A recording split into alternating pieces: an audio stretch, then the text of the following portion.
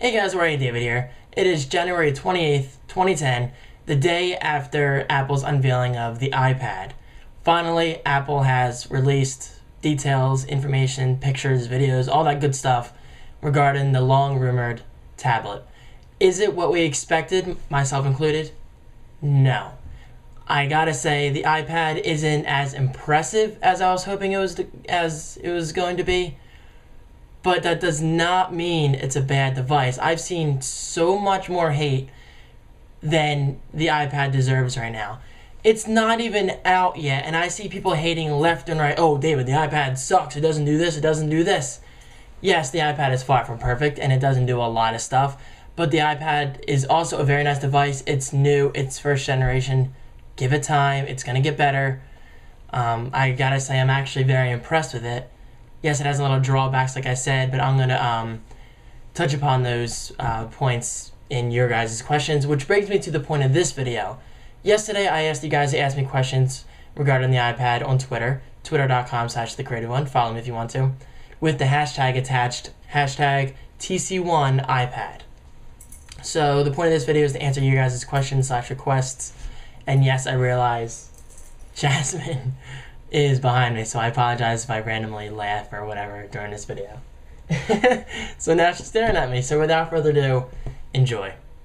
Okay, so the first question is a very common one, and it comes from Twitter user Zachary Kel80. I apologize if I say anyone's names wrong. He simply says, why no Flash? And that's a very good question. It is disappointing that the iPad does not have Flash. This pretty much proves that I'm not a fanboy. I don't like everything about the iPad, so please stop calling me a fanboy. That's really annoying. Yes, the iPad does not have Flash. Yes, it sucks. Is it a deal breaker though? No. What the hell is she doing? I don't think the lack of Flash is a deal breaker. Look at the iPhone. We have made it 3 years without Flash. And the iPhone has sold millions upon millions of units. It's very successful. And quite frankly, I don't think we need Flash on the iPad. Yes, it would be nice, but it's not required, especially with HTML5 coming up. I'm not an expert in the field of HTML5, but from what I can tell, it's going to replace Flash eventually. YouTube just rolled out a new beta player that uses HTML5. So did Vimeo. The fact that these two big video content sites, providers, whatever you want to call them, businesses, rolled out HTML5 players this early in the game, I see that as a big deal. Eventually, HTML5 is going to take over.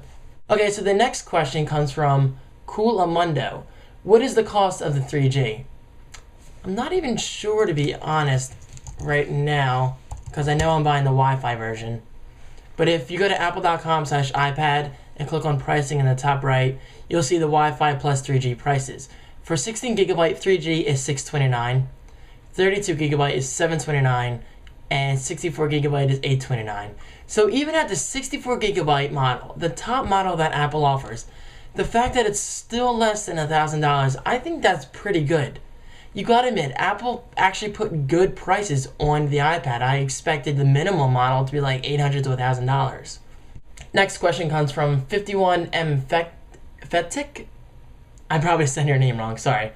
He asks, or she, probably he, how different will the SDK be for creating iPad apps compared to the SDK for making iPhone apps? Very good question. This, in my opinion, is where the iPad is going to shine over the iPhone and iPod Touch. The iPad is a 9.7-inch screen versus the iPhone's 3.5-inch screen. This is a pretty small screen, guys. Imagine 3 times of this. Well, a little less than 3 times. 9.7 inches is a pretty big screen for a portable device. Imagine the kind of interface and the kind of apps we're going to have access to within the coming months. And keep that in mind. The iPad's success is most likely going to ride off of the apps. It's all about the apps. I guarantee you the iPad will have apps that aren't even possible on the iPhone or iPod Touch. The interface is going to be amazing. We'll have so much more access to certain apps that aren't even possible. I know I'm kind of saying the same thing over and over again. My point is, that the iPad will have exclusive apps that I think will sell a lot of people and change a lot of people's minds. Taylor LR asks, what type of OS does this have? As mentioned, the iPad simply runs a modified version of OS X. Basically the same version that the iPhone and iPod Touch currently run, but slightly modified for the iPad.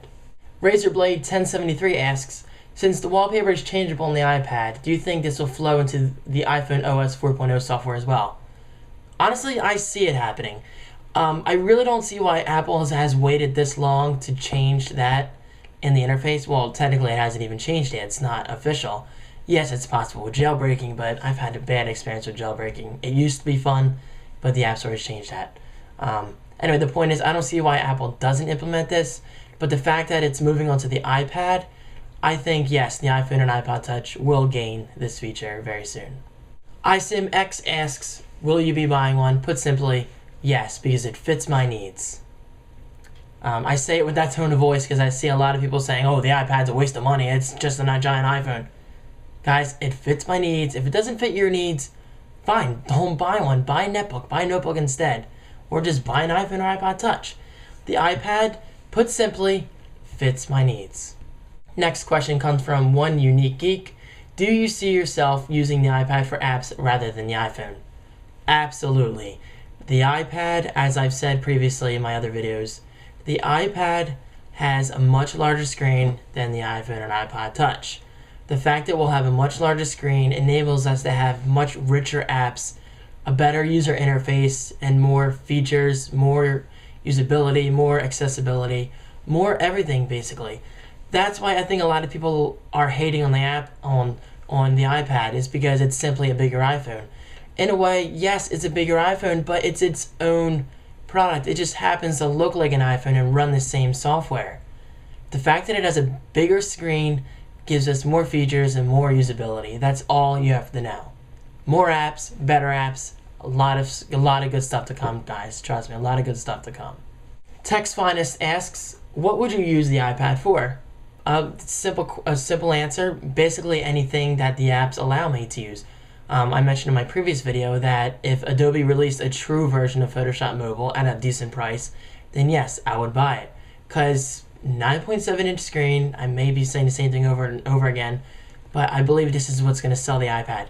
The 9.7-inch screen opens so many doors. That is the selling factor of the iPad at this point, in my opinion. Sergtron asks, why would any graphic designers want this restricted device when they could be 20 times more productive with a notebook?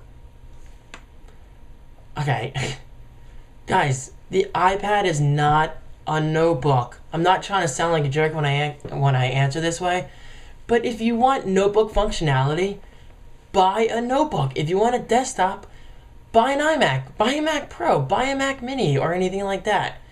But if you want a simple user interface but a bigger screen than the iPhone offers, then buy the iPad. That's exactly why I'm buying the iPad. It's going to offer different kind of applications that aren't possible on notebooks and the small screen of the iPhone. I cannot say that enough. Moving on, the Dragon Rider asks, do you think the iPad storage amounts will scare away any people with large digital media files? Honestly, probably not. I don't really see it being an issue. My iPhone is 16 gigabytes and I record a lot of videos on here. And it's barely even full. Well, I'm probably like halfway full. But you do have a good point. Large media files, meaning eventually if Apple introduces like a real version of iMovie for the iPad, or as mentioned, if Adobe comes out with Photoshop Mobile, a true version of Photoshop Mobile for the iPad, then yes, files could get quite big. But we're early in the game, and Flash media is getting larger every year. So I think right now it's not really a huge deal. But as we see more apps introduced, yes, we will see larger storage devices, well, larger storage versions within the next couple of years. Shaviv or Shaviv, I'm sorry if I'm saying your name wrong, asks, if the iPad ever became a viable contender, would you replace your laptop with it? This is a very good question, and he words it very carefully. He says, ever became viable contender. Honestly, right now, I don't think it could be a notebook replacement because it's a separate device and it's meant for different uses. But later down the line, within like maybe, actually, I'm saying this right now. Mark this down. 2010, I'm saying it right now. Within 5 years, by 2015, I think the iPad has the potential to become a notebook replacement. But right now, no, it definitely does not, because it's its own device. But eventually, I think as technology progresses and as more iPad enemies or contenders come out, then I think things definitely will change. Nils99 asks, is it portable enough to take it wherever you want to go, or should you bring an extra bag? Good question.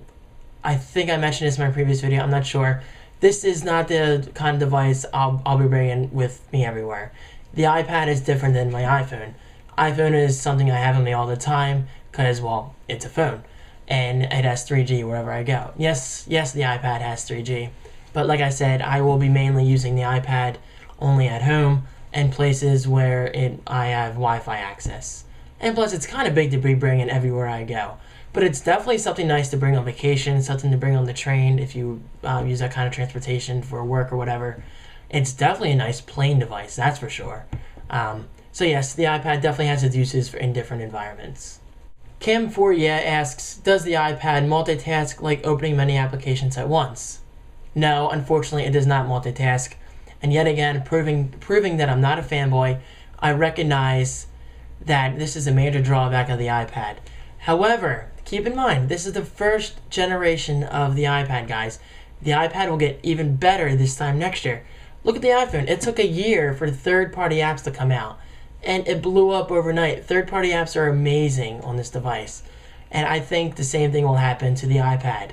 It certainly has a screen real estate to support multitasking, to swipe between apps, or to maybe have two apps running at the same time in landscape mode, which would be pretty nice. Imagine having, I don't know, Safari on the left and your mail app on the right. I think it would be pretty nice.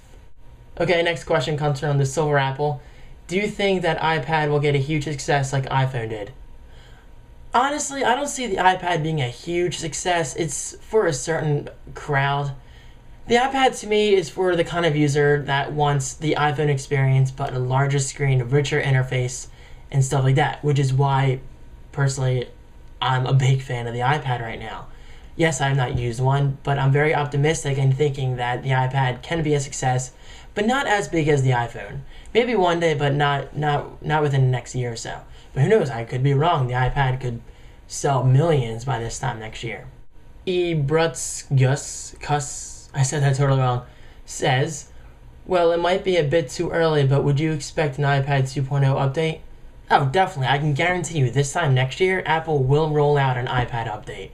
It's kind of like how Apple is with everything else. An iPhone update typically is announced every March and is released between June and July of every year. Kind of like the iPods. We see new iPods every year around September. It's kind of like a new cycle. I mean, it's kind of like a never-ending cycle, and Apple introduced a new category into this cycle. So I guess we can expect iPad updates this time next year. Or maybe in the summer, who knows, since we haven't really seen an update technically yet. But Apple seems to be very traditional in terms of updates. And finally, the final question is from Shendoza, and it is, do you think a PlayStation 3-like disc tray could make it to the iPad 2nd gen? PlayStation 3-like disc tray? Meaning you could put a disc in?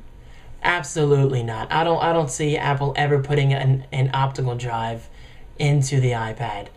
I don't think that's the kind of user experience that Apple's going for.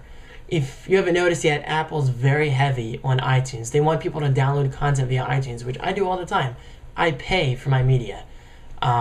So I think, no, I don't ever see the iPad having an optical drive, because quite honestly, it doesn't need one. If you want a portable device with an optical drive, buy a MacBook or MacBook Pro. So anyway, guys, I really talked a lot. Hopefully you enjoyed this video. Hopefully you enjoyed this video. Hopefully it answered some questions. And again, I just have to say, the iPad's not even out yet, guys. Give it a chance. Look at the iPod. A lot of people dissed the iPod back when it came out. Like, oh, it's just another music player. Well, years later, it's one of the biggest selling devices of all time. That's all I'll say. Apple's a very smart company, and I don't care how much people hate I see the big picture, and that's all I have to know. So thanks for watching, guys. Follow me on Twitter if you want more questions like this. Just ask me, and maybe I'll do another series at twitter.com/thecreativeone. Add me on Facebook if you want, facebook.com/DavidDeFranco. Check out the social blog at thecreativeone.tv and forums at forumbytes.com. All of these links will be in the sidebar as usual. Thanks for watching.